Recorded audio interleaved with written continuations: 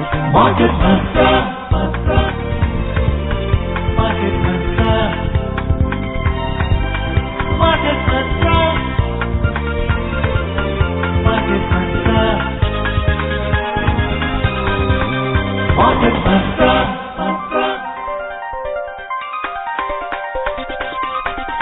Market Mantra. Good evening, listeners, and welcome to this Monday edition of Market Mantra, the program in which we give you a complete update on the economic news of the day. And today, we'll also be taking calls from you on any queries that you may have on economic, business, or stock market matters. But do remember that as a policy, we don't address company or stock-specific queries. You can call us on 2331 4444, 23717106, and our third dedicated line is 23421050.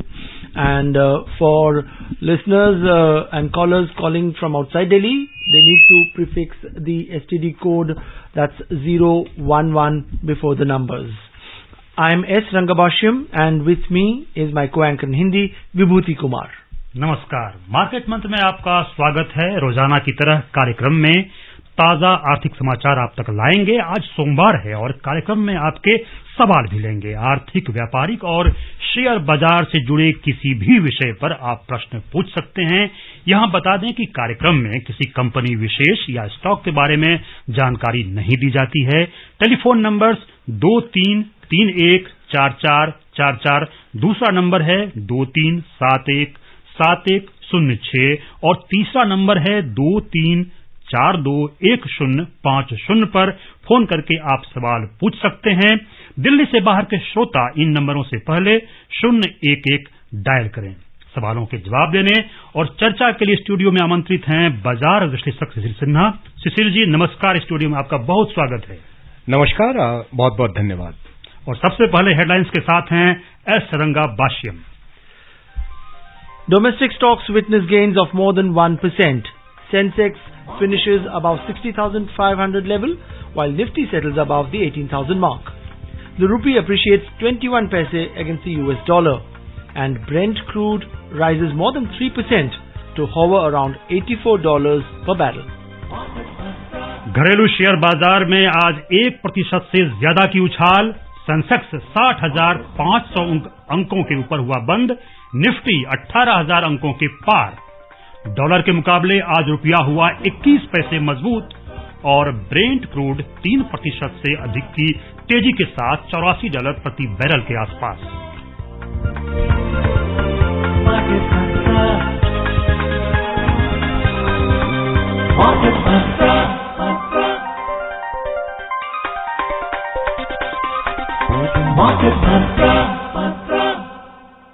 वैश्विक बाजारों से प्राप्त सकारात्मक संकेतों के बीच घरेलू share बाजारों में आज 1% से ज्यादा की तेजी देखी गई। सेंसेक्स 60,500 अंकों के ऊपर, जबकि निफ्टी 18,000 के ऊपर बंद हुआ। सेंसेक्स 721 अंक या 1.2% चढ़कर 60,566 पर बंद हुआ, जबकि निफ्टी में 208 अंक या 1.17% की उछाल देखी गई और यह 18,015 अंकों पर बंद हुआ। बीएसई व्यापक बाजार में मिड कैप इंडेक्स में 2.31% और स्मॉल कैप इंडेक्स में 3.13% की बढ़त देखी गई। Well, as Vibhuti just mentioned, the BSE Sensex and the NSE Nifty today posted gains of more than 1%. Index of top 30 companies, Sensex, ended above the 60,500 level, while the Nifty index which is an index of top 50 companies, finished above the 18,000 mark. Both indices added amid positive cues from the global share markets. The Sensex climbed 721 points or 1.2% to close at 60,566. The Nifty also rose 208 points or 1.17% to close at 18,015. In the broader market, at the BSE, the mid-cap index climbed 2.31% and the small-cap index surged 3.13%. In the Sensex pack, 25 companies posted gains, while 5 logged losses. IndusInd Bank and SBI Bank both were top gainers as they added 4% each. Tata Steel surged 2.7%. Bajaj Finserv gained 2.5%. On the other hand, Nestle India declined 1.2%, Kotak Bank fell 0.5%, Sun Pharma slipped 0.4%, and Hindustan Unilever fell marginally by 0.1%. In sectoral indices at the BSE, all sectors logged gains except healthcare, which lost 0.5%. Utilities climbed 3.4% and power index gained 3.2%. Industrial sector added 2.5% and realty ended 2.4%. The overall breadth of the BSE trade was positive as shares of 2,876 companies gained while 759 fell. Shares of 133 companies, however, remained unchanged. और इस बीच हमारे साथ दिल्ली से एक collar हैं अशोक। अशोक जी अपना प्रश्न पूछिए। हेलो जी, प्रश्न पूछें। नमस्कार जी, अशोक चक्रवर्ती बोल रहा हूँ दिल्ली से। जी हाँ, प्रश्न पूछिए अपना अशोक जी। हाँ जी, मैं ये पूछना चाहता हूँ कि जी मुझे मार्केट की फर्स्ट टाइम पेमेंट पैसा लगाना है और इसके बारे में बताइए। और एक अलग क्वेश्चन और है कि बैंक ब्रांच में अगर मिसबिहेव किया जाए कस्टमर के साथ स्टाफ के द्वारा, तो इसके अंदर हम कहाँ कैसे कंप्लेन कर सकते हैं, इसके बारे में थोड़ा बता पाएंगे? देखिए अशोक जी, आपका जो पहला सवाल है कि आप शेयर बाजार में पैसा लगाना चाहते हैं, अभी के जो हालात हैं, जिस तरह के उतार चढ़ाव हैं, उससे बेहतर है उसमें कि आप शेयर बाजार के बजाय म्यूचुअल फंड के जरिए पैसा लगाएं और वो आपके लिए एक बेहतर विकल्प साबित हो सकता है, क्योंकि आपको ये भी ध्यान में रखना है कि जोखिम बहुत ज्यादा है शेयर बाजार में इस समय में। दूसरा जो आपका सवाल है कि किसी भी बैंक शाखा में अगर कोई कर्मचारी बदतमीजी करे तो आप कैसे करें, उसकी शिकायत आप जो है वो ग्रीवांसेस रिड्रेसल पे आप करा सकते हैं। सबसे पहले तो आपको बैंक में जो शाखा प्रबंधक हैं उनसे आपको बातचीत करनी चाहिए, लिखित में शिकायत देनी चाहिए और वहां पर आपका अगर निदान ना हो तो फिर आप इसको एस्केलेट कर सकते हैं, इस मामले को आगे ले जा सकते हैं। अगर बैंक के जो ग्रीवांसेस रिड्रेसल फोरम है उन पर आप अपनी शिकायत दर्ज कराएं। Let's move on and take our next caller. We are joined by Raja from Lucknow. Good evening and welcome to Market Mantra. Ji Yeah, go ahead. Put your question. जी, मैं लखनऊ से राजा बात कर रहा हूँ जी। और मेरा सवाल यह है कि बैंक में अगर मतलब पैसा जब फिक्स होता है उसके बाद अगर समय के बाद पैसा ना मिले तो हम क्या कर सकते हैं? क्योंकि मैंने सहारा बैंक में अपना पैसा जमा किया था, लेकिन अब 2019 में समय पूरा होने के बाद भी आज पैसा नहीं मिल पा रहा है, तो हम क्या करें? जी यस। किसी कंपनी विशेष का नाम तो मैं नहीं ले सकता राजा भाई, लेकिन ये जरूर आपसे कह सकता हूं कि एक पैरा बैंकिंग या किसी भी एनबीएफसीज में आपका अगर पैसा नहीं है तो आप उसके लिए जो उनका शिकायत निवारण केंद्र है उनसे बात कर सकते हैं। वहां पे अगर आपकी समस्या का समाधान नहीं है तो इस खास मामले में आपको सेबी से संपर्क करना चाहिए, क्योंकि उनके खिलाफ जो कार्रवाई है वो सेबी की ओर से की जा रही है। सुशील जी, 4 दिनों की नरमी के बाद जो है कार्यवाही दिनों में आज सेंसेक्स में एक अच्छी खासी उछाल देखी गई है, क्या वजह है और आगे क्या रहेगा? 2 कारण है। सबसे पहले तो आपको ये ध्यान में रखना चाहिए कि जब बाजार नीचे आता है तो एक मौका बनता है खरीदारी करने के लिए, और वो खरीदारी की गई। और आपको अगर याद हो तो हम लोग बार बार चर्चा करते रहे हैं कि फाइनेंशियल सर्विसेज में काफी अच्छी संभावनाएं बनती हैं, और आज आपने देखा होगा कि सारे पब्लिक सेक्टर बैंक जो हैं, ये भी कहना चाहिए कि सारे पब्लिक सेक्टर अंडरटेकिंग में आज काफी अच्छा प्रदर्शन रहा। एक वजह उसमें यह है कि कीमत काफी नीचे आ चुकी थी, एक खरीदारी का मौका था और संस्थागत निवेशकों ने खुलकर खरीदारी की। लेकिन अभी ध्यान रखिए कि इसको लेकर के एक धारणा न बनाए कि बाजार में तेजी वापस आ चुकी है। ये जो अभी अगले 10 दिन 15 दिन है, जिस तरह की वैश्विक परिस्थितियां हैं उनमें हमें ध्यान रखना चाहिए और कोई भी एक नतीजे पर नहीं पहुंच जाना चाहिए कि आपके लिए एक मौका है बाजार में खरीदारी करें, सोच समझ करके बाजार में जाएं। जी, आज एक और अच्छी खबर आई रुपये को लेकर के कि अंतर बैंकिंग विदेशी मुद्रा बाजार में रुपया आज $1 के तुलना में 21 पैसे मजबूत होकर 82 रुपये 65 पैसे पे बंद हुआ। दुनिया की 6 प्रमुख मुद्राओं की तुलना में डॉलर की मजबूती दर्शाने वाला डॉलर इंडेक्स अंतर दिवसीय कारोबार में 0.11% की गिरावट से 104.31 पर कारोबार कर रहा था। And let's take our next caller. We have Mahesh Kumar joining us from Ghaziabad in Uttar Pradesh. Good evening and welcome to Market Mantra. Okay sir, मैं गाजियाबाद से महेश कुमार बात कर रहा हूँ। जी, अपना सवाल पूछिए। जी, शेयर बाजार में अपना निवेश करने से पहले हमें किन किन खास बातों का ध्यान रखना चाहिए ताकि हम उसका अच्छा सा मुनाफा कमा सकें? देखिए, शेयर बाजार में दो बातें हैं। आप प्राइमरी मार्केट में जा रहे हैं या सेकेंडरी मार्केट में जा रहे हैं। अगर प्राइमरी मार्केट में जा रहे हैं, किसी भी कंपनी के आईपीओ या एफपीओ में पैसा लगा रहे हैं, तो कंपनी के बैलेंस शीट को पहले समझिए। अगर बैलेंस शीट, आप हो सकता है कि बहुत सारे लोग बैलेंस शीट को प्रॉपर ना समझ पाएं, तो जो कुछ भी उनका जो प्रोस्पेक्टस होता है उसको ध्यान से पढ़िए, पहले 2-3 पन्ने, तो आपको एक अंदाजा मिल जाएगा कि इस कंपनी में मुझे पैसा लगाना चाहिए या नहीं लगाना चाहिए। ध्यान रखिए, सुनी सुनाई बातों पर कभी निवेश ना करिए। पैसा आपका अपना है, इसीलिए परखना आपको होगा कि कहां आप निवेश कर रहे हैं और किस तरह से निवेश कर रहे हैं। दूसरा, अगर आप सेकेंडरी मार्केट में जाते हैं जहां पर कंपनी के शेयर ऑलरेडी लिस्टेड हैं, यानी कि जिनके शेयरों की खरीद फरोख्त हो रही है, वहां पर किसी और निवेशक से आप शेयर खरीदना चाहते हैं, किसी भी कंपनी के शेयर को आप खरीदना चाहते हैं, तो पहले उस कंपनी को जानिए। उस कंपनी को अगर जानेंगे तभी जाकर के उस पैसे का आप सही इस्तेमाल कर पाएंगे। मैं एक बार फिर दोहराता हूं, सुनी सुनाई बातों पर निवेश ना करें, जांचें, परखें और फिर निवेश करें। So Mahesh ji wanted the mantra for the market. That's a mantra I can give. Yeah. And talking about the stock markets today, we saw that even the mid cap and small cap did well. Small cap especially did, exceedingly well, more than 3% gain. This is a kind of a typical trend, on a day when Sensex moves up, small cap and mid cap move up in a disproportionate manner, and similarly when they fall also. So why is that? Means, is the confidence less in small cap and mid cap sector? See, mid cap and small caps are always considered, especially the small caps are considered very risky because of the lack of information.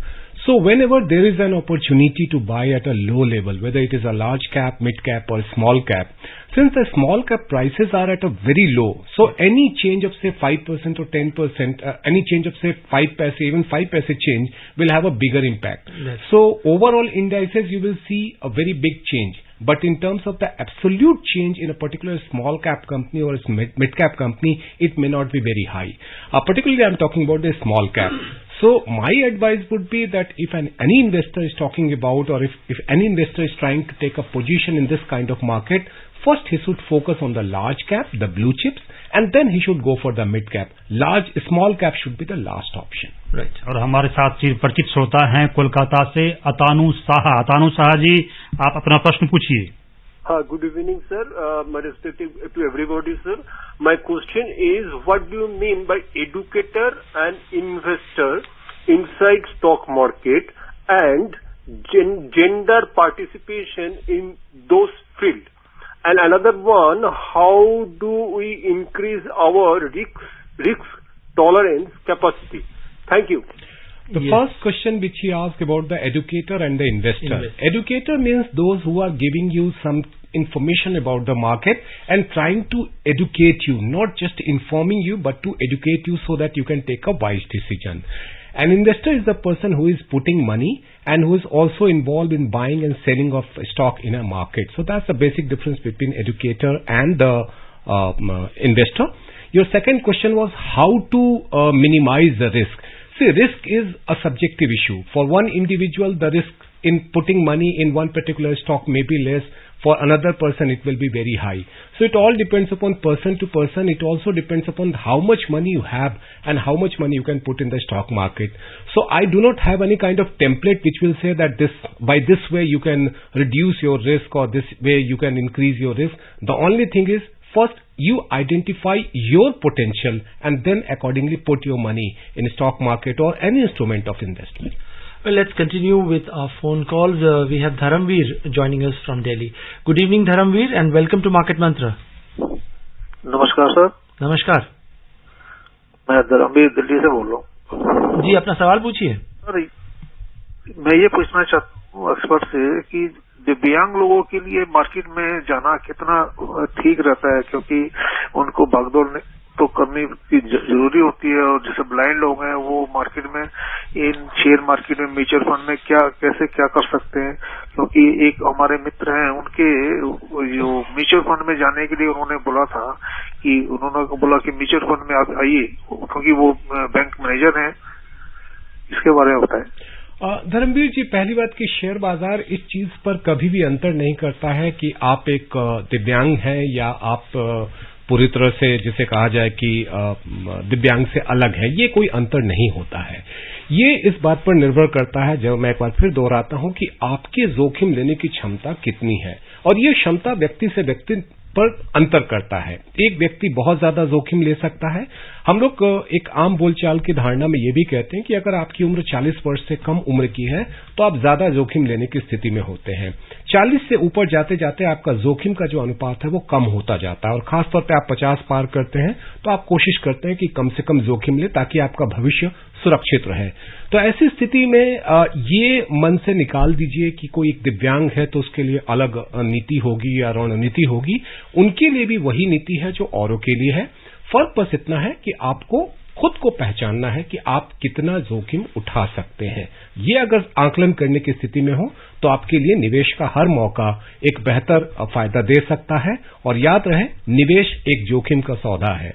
जोखिम कम है, ज्यादा है, ये बहुत ही अलग अलग परिस्थितियों पर निर्भर करती है। तो हमेशा मुनाफे की बात ना सोचे, घाटा भी हो सकता है। Yeah, and Shishir, before we go on and discuss other stories, to talk about the stock markets, these are really tumultuous times where there are volatile days when the Sensex and the Nifty, the entire market goes up and down. What would you advise our investors to kind of stay put now, to remain on the sidelines and wait for more opportune time? As some of the reports say that there could be a substantial correction in the stock markets in times to come. See, there are a lot of uncertainties, and considering the global situation, geopolitical situation, it's very difficult to predict, or very difficult to say that what will happen in next 7 days or 10 days.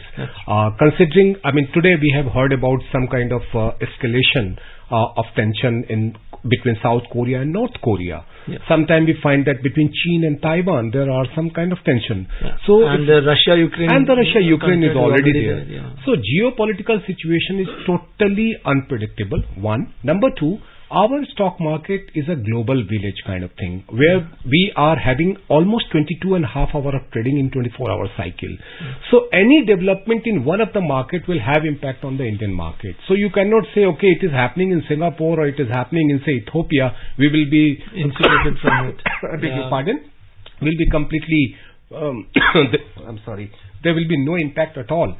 Yeah. So we need to understand these things, and my advice would be that if you are a small investor, the best thing is adopt the mutual fund route. जी, मंदी को लेकर के भी बड़ी आशंकाएं हैं लोगों में और तरह तरह की बातें होती हैं, तो लेकिन ये बात भी सामने आ रही है कि भारत में इसका असर नहीं पड़ने वाला है, जो कुछ रिपोर्ट सामने आ रहे हैं। तो आपका क्या कहना है, क्या सोच रहे हैं आप इस विषय पे? देखिए, पहली बात कि हमें इस धारणा से निकलना चाहिए कि मंदी और अर्थव्यवस्था का धीमा पड़ना, अर्थव्यवस्था में मंदी और अर्थव्यवस्था में धीमी गति होना, ये दो अलग अलग चीजें हैं। हम लोग दोनों को एक मिला देते हैं। तकनीकी तौर पर एक अर्थशास्त्र के छात्र होने के नाते आपसे कह सकता हूं कि 2 तिमाही अगर हमारा सकल घरेलू उत्पाद यानी कि जीडीपी में कमी आती है तो हम उसको मंदी कहते हैं, और जब जीडीपी के बढ़ने की दर में कमी आती है तो हम उसको जिसको हम लोग स्लो डाउन या धीमा पड़ना करते हैं। देखिए, अर्थव्यवस्था में इस समय की स्थिति जो है वो गति थोड़ी धीमी पड़ी है। ये अच्छी बात यह है कि भारतीय अर्थव्यवस्था में मंदी की कोई सुगबुगाहट नहीं सुनाई दे रही, लेकिन हमारे लिए परेशानी है कि विश्व अर्थव्यवस्था में मंदी की सुगबुगाहट है, और विश्व अर्थव्यवस्था में अगर कुछ भी होता और हम उससे बेअसर रहे, ऐसा हो नहीं सकता है। तो अगर अमेरिका में मंदी आती है, ब्रिटेन में मंदी आती है, यूरोप में मंदी आती है, तो आपके निर्यात के ऊपर असर पड़ेगा। आपका निर्यात कम होगा तो आपका जो मैन्युफैक्चरिंग सेक्टर है, विनिर्माण क्षेत्र है, वो प्रभावित होगा, रोजगार के मौके कम बनेंगे। तो दुनिया की मंदी आपके ऊपर असर डालेगी। तो आप भले ही मंदी में ना हो, लेकिन दुनिया की मंदी से बेअसर रहे, ऐसा हो नहीं सकता। Vibhuti, you spoke about slowdown and recession. I have something related. The Center for Economics and Business Research, or CEBR, a British consultancy, has said India will become third largest economy by 2037 from the current 5th spot. In its annual World Economic League table, the Center for Economics and Business Research said that over the next 5 years, India's annual rate of GDP growth is expected to average 6.4%, and after that, the growth is expected to average 6.5% in the subsequent 9 years. CBR also adds that by the year 2037, world gross domestic product will be doubled as developing countries will catch up with the richer ones. The shifting balance of power will see the East Asian and Pacific region countries account for over a third of global output by the year 2037, while Europe's share shrinks to less than a fifth. It said the global economy will face recession in 2023, mainly due to rise in interest rates by central banks to arrest higher inflation. In its annual World Economic League table, it said global economy surpassed $100 trillion for the first time in 2022, but will stall in 2023 as policymakers continue their fight against soaring prices. Shishir, it seems to be a mixed bag. Good news for India, whereas not so good news for the entire world. Certainly, when the global economy is heading towards recession, it cannot be a very, very good news for India. Of course, our growth rate is very high. We are expected to be the third largest economy by 2037.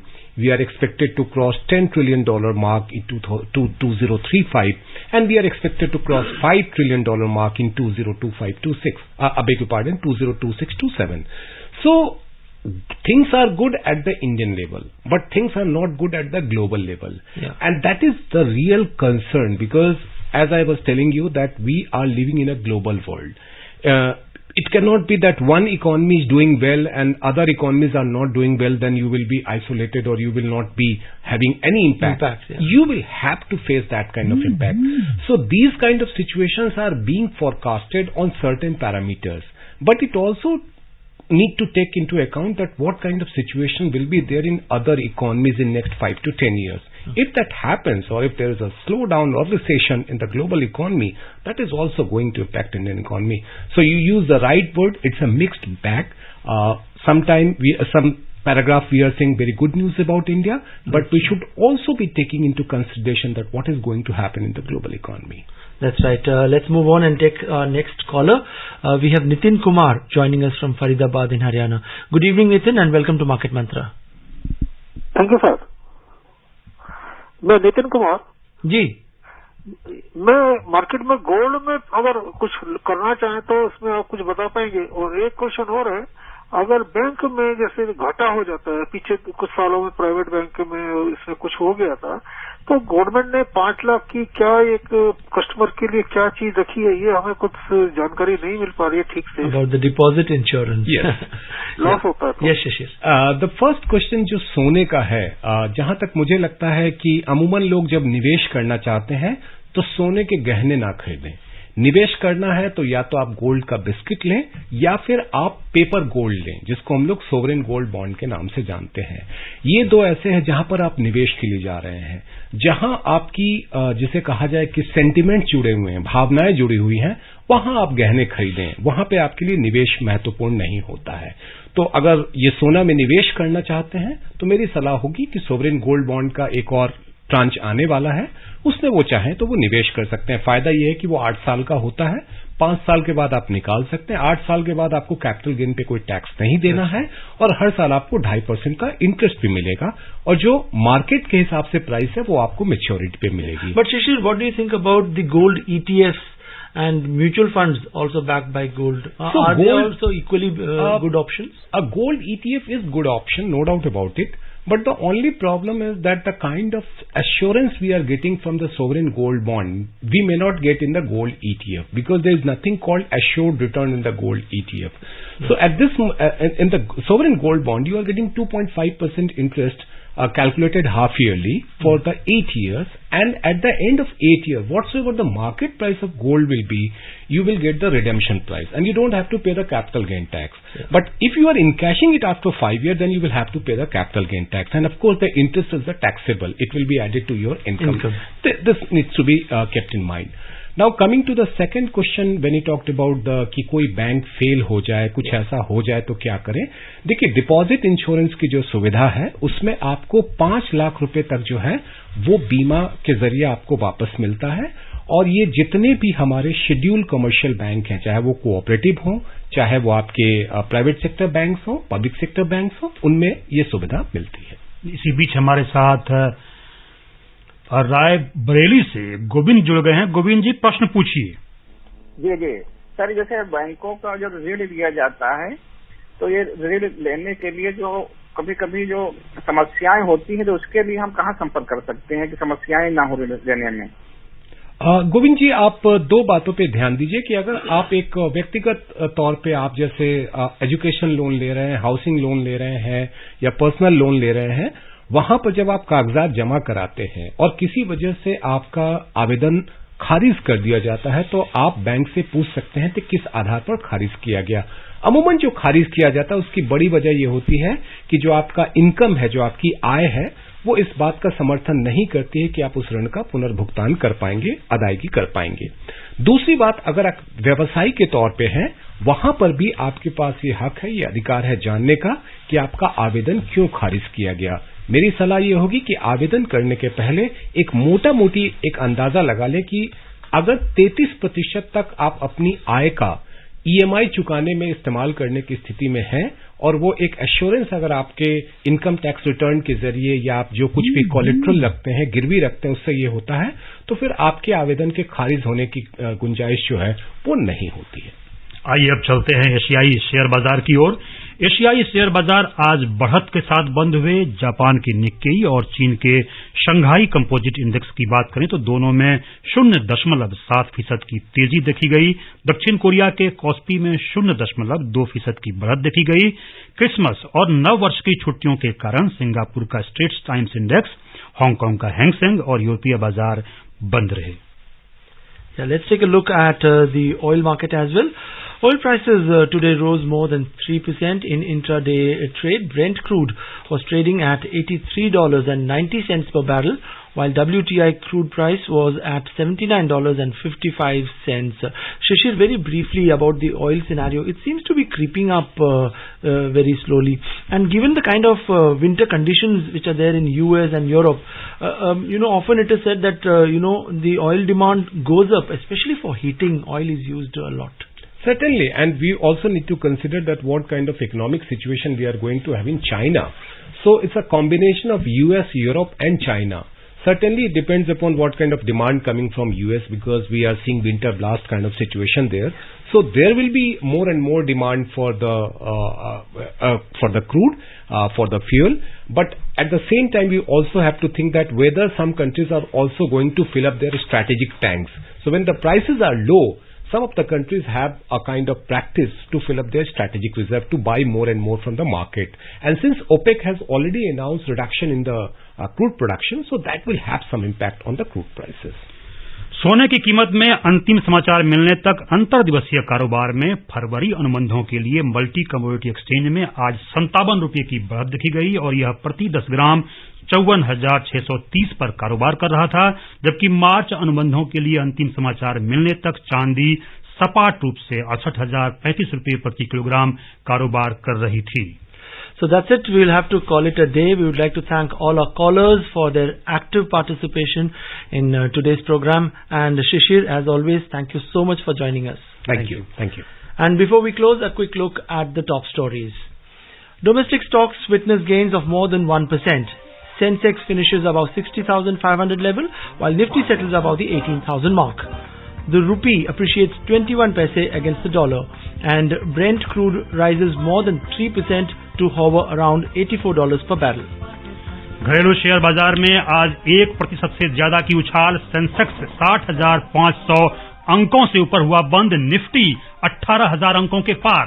Dollar के मुकाबले आज रुपया हुआ 21 पैसे मजबूत और Brent crude 3% से अधिक की तेजी के साथ $84 प्रति बैरल के आसपास। Well, that's it in this edition of Market Mantra, the program that gives you a complete roundup of all that's happening in the world of business, economics and the stock market. But for now, from the entire team of Market Mantra, thank you so much for joining us. Goodbye.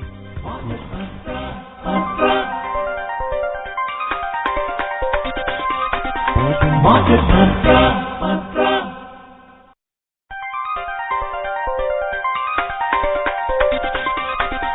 Market Mantra.